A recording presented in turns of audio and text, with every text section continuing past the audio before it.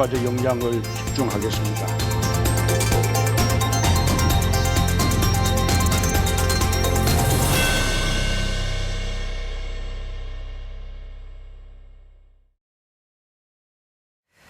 네, 전 세계 코로나19 팬데믹 상황 속에서 백신의 중요성에 대해서는 이미 다들 몸소 느끼셨을 것 같은데요. 우리가 만든 백신, 대한민국 국산 백신 1호를 개발하기 위해서 국내 제약사와 정부가 박차를 가하고 있습니다. 그래서 이번 시간은 특집으로 준비를 해봤습니다. 우리만의 백신 개발이 어디까지 왔는지, 왜 중요한지 배병준 국가임상시험지원재단 이사장과 함께 이야기 나눠보도록 하겠습니다. 안녕하십니까? 안녕하세요. 네, 일단 이사장님 먼저 국가임상시험지원재단 이 용어 자체가 생소하신 분들이 많이 계실 것 같거든요. 이 기관 어떤 일을 하는 곳인지 설명을 좀 해주시죠. 예, 저희 나라 이제 그 신약 개발 역사가 상당히 긴데 지금까지 총 한 30개 정도의 신약을 개발을 했거든요.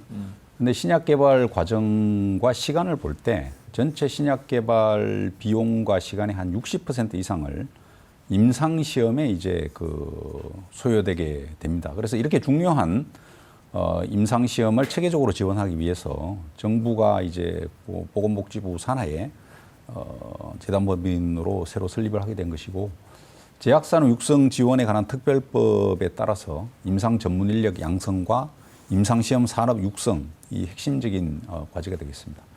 최근에는 코로나19 치료제 백신 개발 과정에서 환자 모집을 체계적으로 지원하는 그런 역할을 수행하고 있습니다. 예, 그 신약 개발의 긴 역사 속에서, 그러니까 긴 과정 속에서 국가임상시험지원재단은 임상 쪽에 좀 치중을 해서 적극적으로 지원을 해주는 기관인 거군요. 네, 그렇습니다. 예, 문재인 대통령이 지난 광복절 경축사에서 내년 상반기까지 국산 백신을 상용화하겠다면서 밝히기도 했고요. 또 식약처에서 SK바이오사이언스가 개발하고 있는 코로나 백신 임상 3상 시험 계획을 승인을 했습니다. 자, 그렇다면 이사장님, 정말 내년이면은 우리가 자체적으로 개발한 백신 나올 수 있는 겁니까? 예. 저희 내년 상반기에 아마 국산 백신이 이제 시장에 출시될 수 있을 것으로 이렇게 전망을 하고 있고요. 예.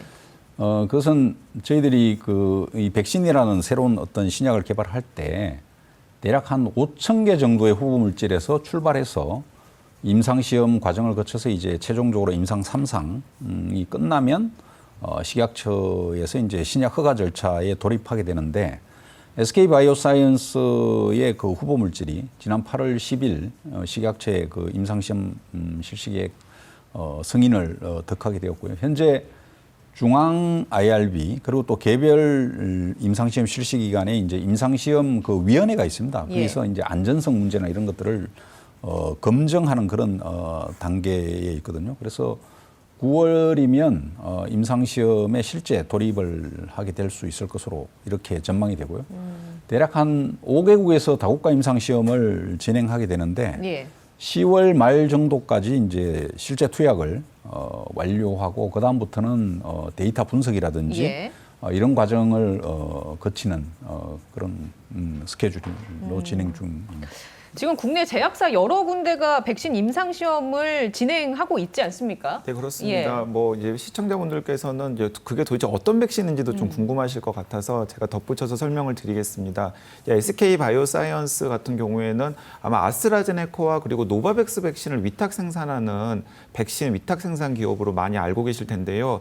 자체적으로 또 백신을 개발하고자 여러 가지 노력들을 기울였고 현재 3상까지 진행된 SK바이오사이언스에서 개발 중인 백신은 위탁 생산하는 노바백스 백신과 유사한 플랫폼을 가지고 있는 백신입니다.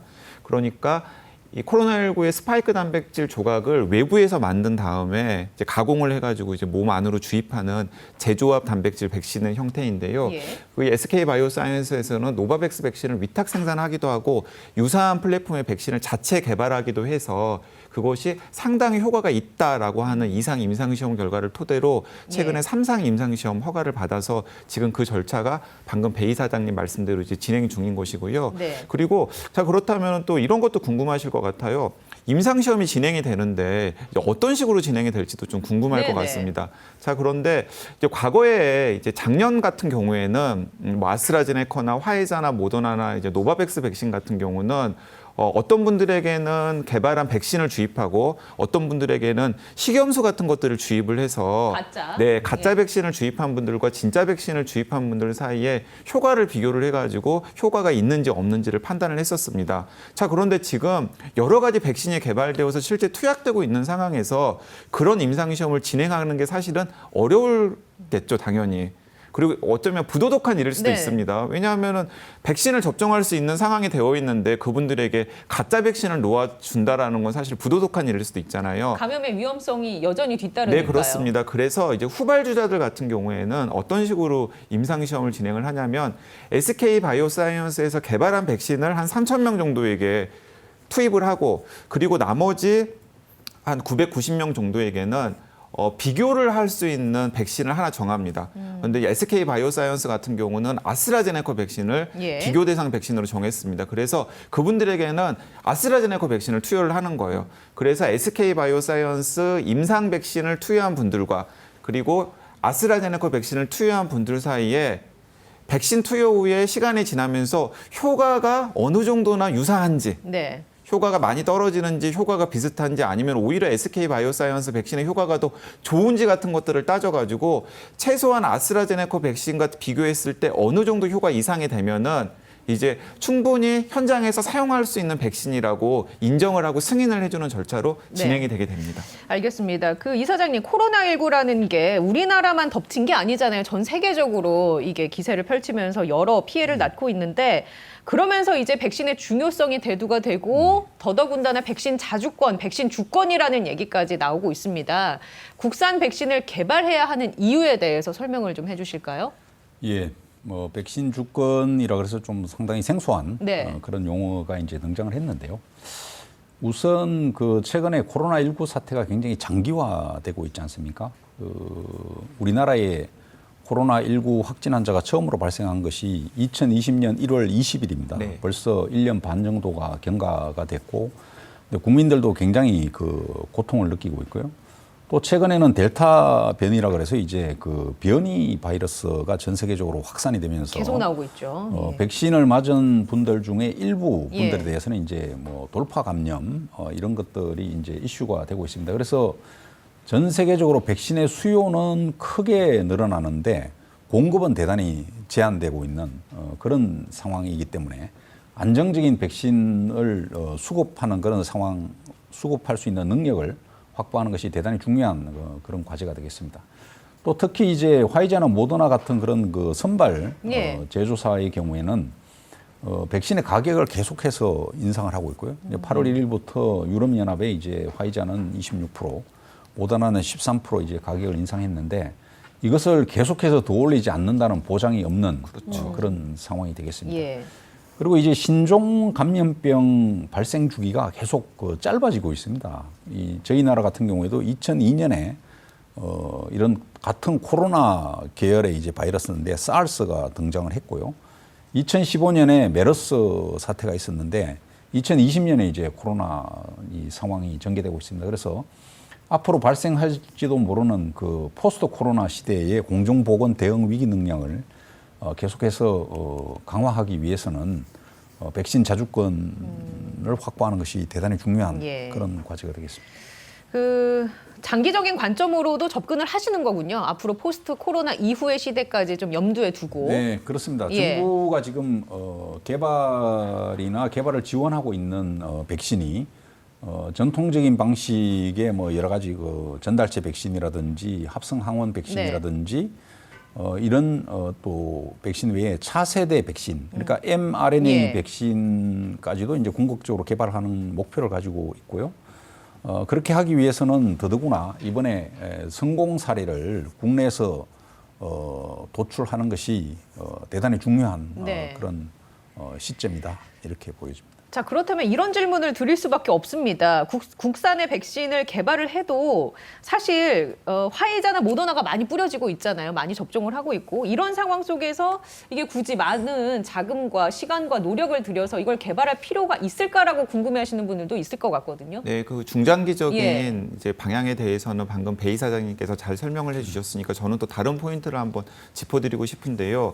이제 우리나라나 유럽이나 미국 같은 선진국들 같은 경우에는 지금 백신이 어느 정도 공급이 되어가지고 한 번 혹은 두 번 이상 맞은 분들이 굉장히 많습니다.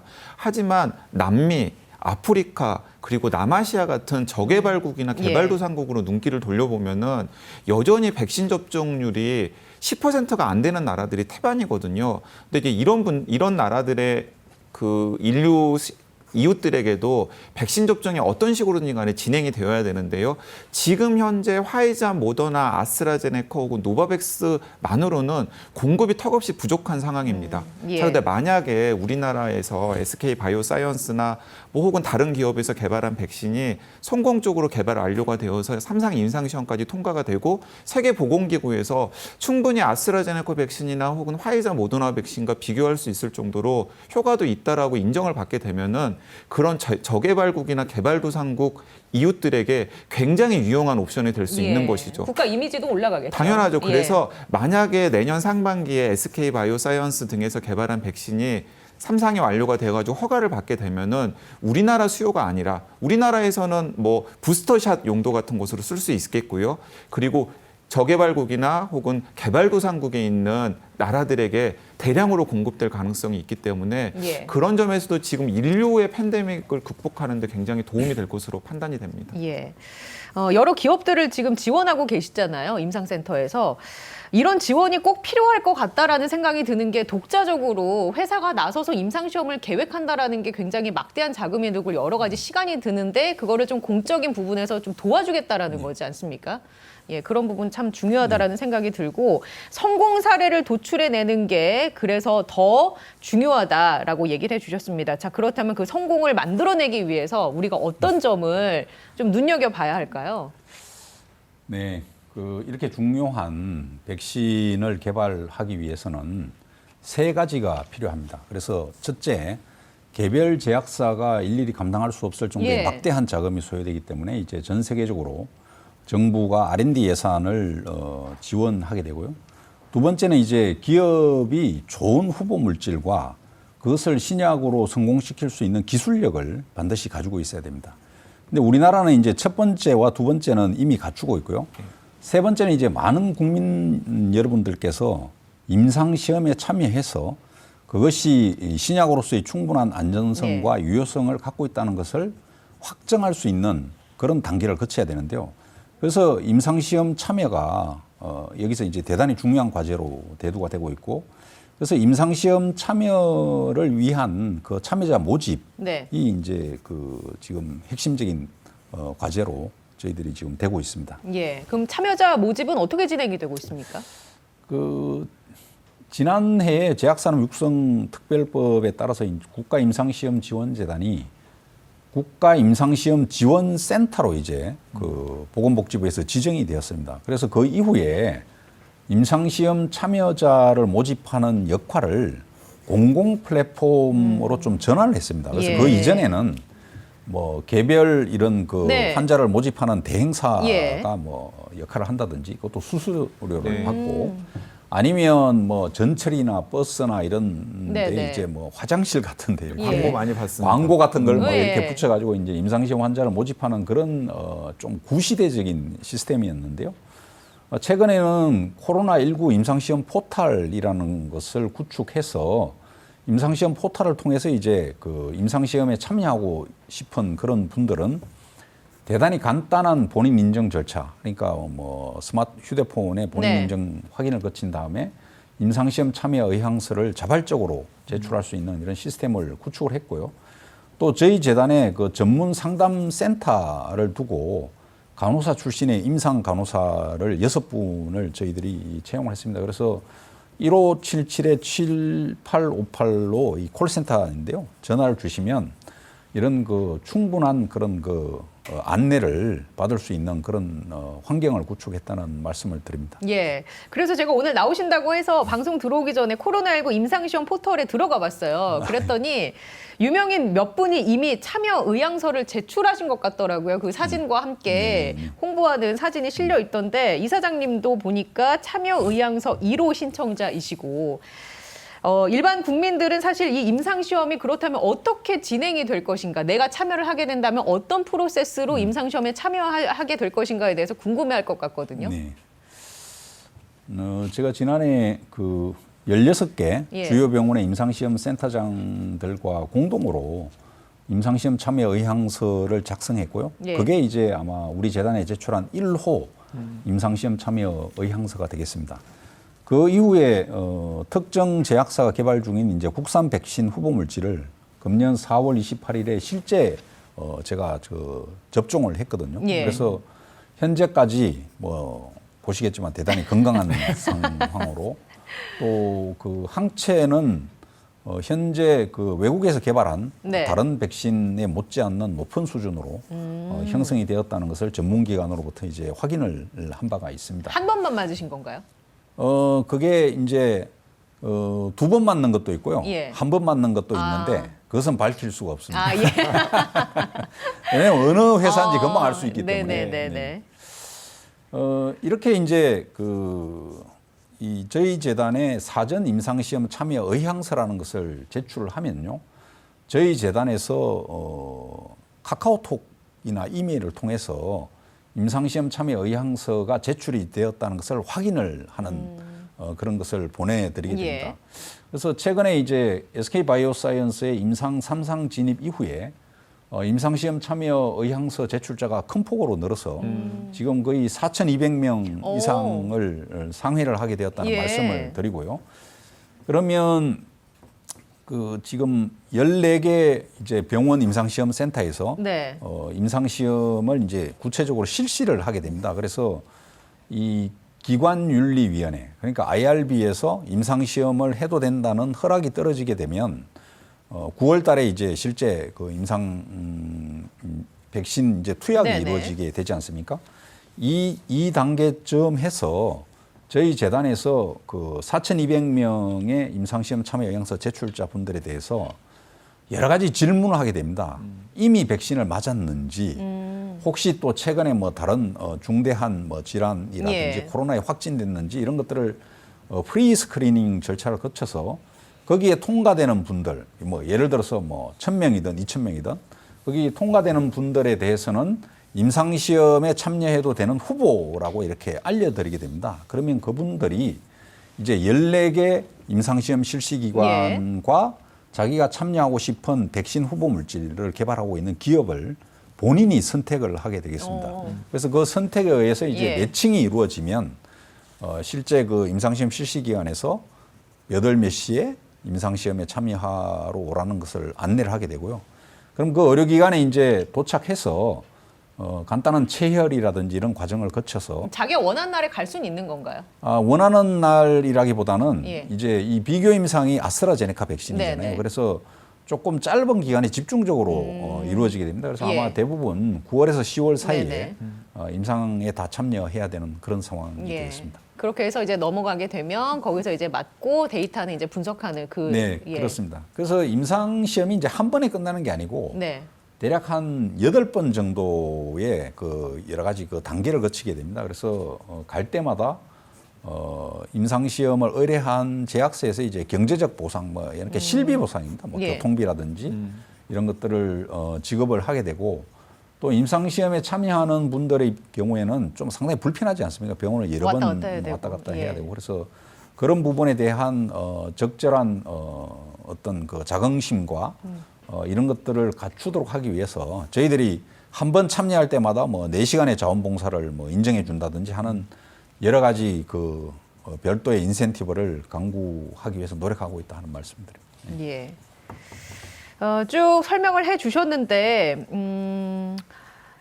안전성의 부분 때문에 사실 주저하시는 분들도 계실 것 같거든요. 네. 워낙 코로나19 백신이라는 것 자체가 팬데믹 상황 속에서 긴급하게 개발이 됐고, 그런 과정에서 이거 맞아도 되는 걸까? 의구심을 표명하는 분들께 한 말씀 해주신다면. 네.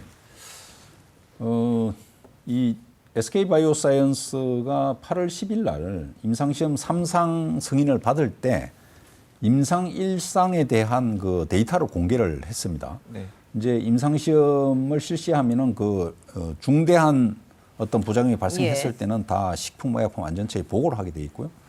그래서 이 임상시험의 경우에는 한 건의 중대한 부작용도 발생하지 않았고 또 항체가는 지금 코로나에 확진됐다가 완치된 사람에 비해서 몇 배 수준의 높은 항체가 형성되었다는 것을 개발사가 이제 확인을 해준 바가 있습니다. 5배 수준 높은 네, 것으로 지금 그렇습니다. 나오고 있습니다.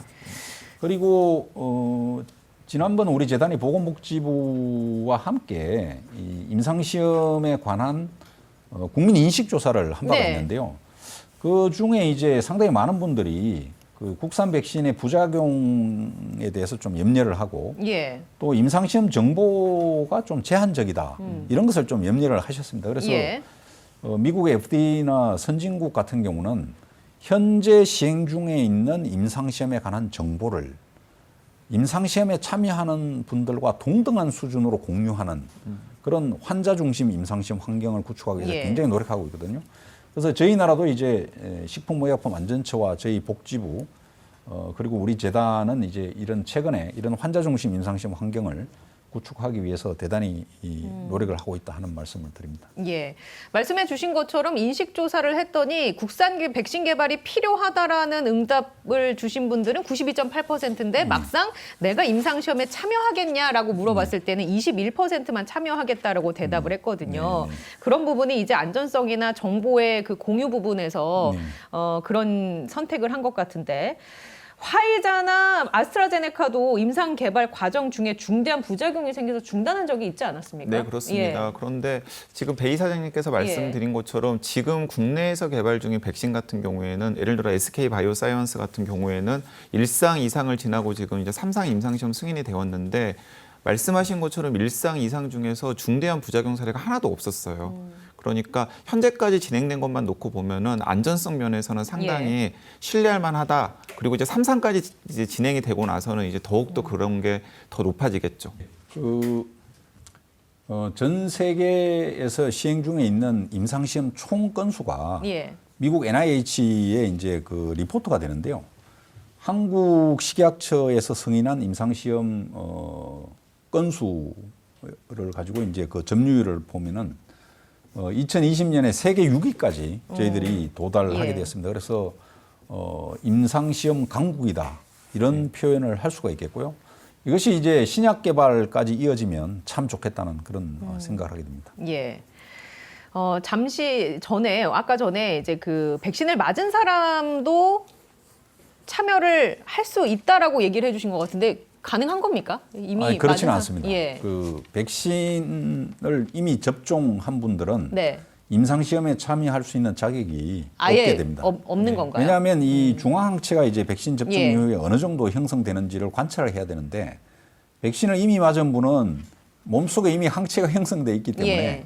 정확한 백신 접종 효과를 측정할 수가 없는 그런 문제가 있고요. 또 안전성도 이게 이미 맞은 백신 때문인지 아니면 이번에 투약한 임상시험 백신 때문인지 구별하기가 어렵군요. 혼선이 초래되기 예. 때문에 그래서 뭐 과도한 음주를 하신다든지 또 담배를 대단히 많이 핀다든지 이런 분들은 임상시험에 참여하기가 좀 어렵겠습니다. 예. 지금 이제 가장 큰 장애물이 되는 것은 우리나라에서 본격적으로 임상시험이 네. 우리나라에서 본격적으로 백신 접종이 진행 중이기 때문에 이 백신 접종이 진행 중인 상황에서 아직 백신 접종을 하지 않으시는 분들에게 백신 임상시험에 참여해 달라고 요청을 하는 것이 사실은 가장 큰 장애물인 것 같습니다. 그래서 이제 베이 사장님께서도 그 부분에 좀 신경을 많이 쓰시는 것 같은데요. 사실 그건 참여 의지인 것 같아요. 국산 백신이 개발되는 데 있어서 내가 얼마나 기여를 할 수 있을지에 대한 이제 의지가 그런 실천으로 이어지는 것으로 생각이 됩니다. 실제로 이런 부분이 굉장히 애로사항으로 작용을 하나요? 네, 그렇습니다. 백신 접종률이 높아지다 보니까. 예, 저희 나라 같은 경우는 이제 좀 K 방역이라 그래가지고요. 국민 여러분들께서 많은 협조한 덕분에 코로나 확진 환자가 사실은 굉장히 낮은 수준으로 그렇죠. 발생을 하고 있거든요. 그 반면에 이제 그 백신 접종률은 지금 상당히 빠른 네. 속도로 지금 개선이 되고 있기 때문에 특히 어르신들 같은 경우는 이미 그 백신을 대부분 다 접종을 했고 또 50대에 이어서 지금 그 18세부터 49세까지도 이제 백신 예약을 받고 있지 않습니까? 그래서 백신 임상시험에 참여하는 분들을 모집하는 것이 점점 어려워지고 있는 것은 사실입니다. 그렇지만 많은 어르신들 같은 경우에 저희 상담센터로 전화를 주셔서 이번에 국산 백신 개발 과정에 꼭 참여하고 싶다는 그런 의사를 표현하신 분들도 있고요.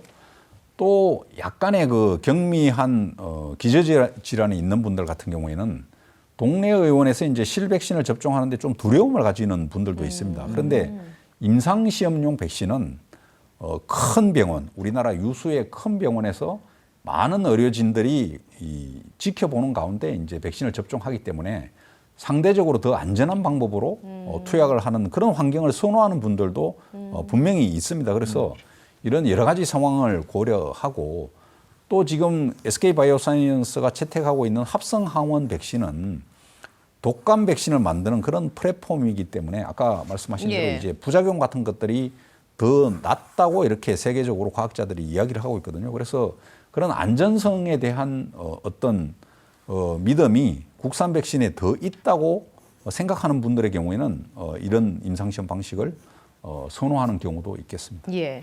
물론 그런 일이 있어서는 안 되겠지만 임상시험에서 혹시라도 생길 수 있는 그 이상 반응을 걱정하시는 분들께 한 말씀 해주신다면 어떤 대처나 어떤 보상 체계를 가지고 있는지 말씀해 주시죠. 예. 백신을 접종했을 때 그 부작용과 인과관계가 있다고 확인이 되면 국가 예방접종 이제 그 배상 책임 보험에 따라서 4억 3천만 원까지 보상을 받게 되고요.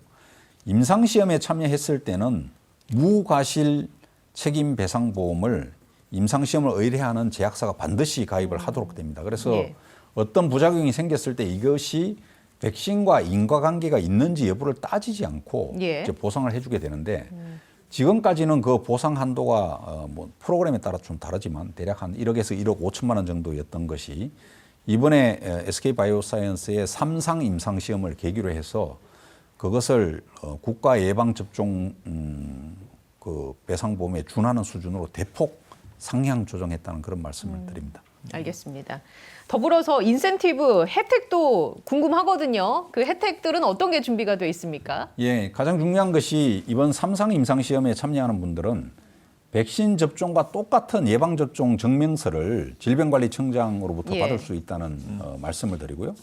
두 번째, 이제 저희 재단에서 임상시험 참여 의향서를 임상시험 참여 증명서를 발급을 해드리게 됩니다. 그러면 이 임상시험 참여 증명서를 가지고 회사에다가 제출을 하면 뭐 예를 들어서 뭐 백신 휴가라든지 이런 여러 가지 그 근무에 이제 유리한 여러 가지 혜택을 받는다든지 아니면 또 입사 시험에서도 임상시험 참여 증명서를 제출해서 왜냐하면 이게 자원봉사 시간으로 뭐 수십 시간 이상 인정을 받을 수 있기 때문에 뭐 이런 혜택과 또 이제 보건복지부가 전국의 지방자치단체들과 이제 그 여러 가지 논의를 해서 각종 뭐 이런 시설들을 이용할 때 작은 인센티브들을 이제 제공하는데 합의를 했는데요.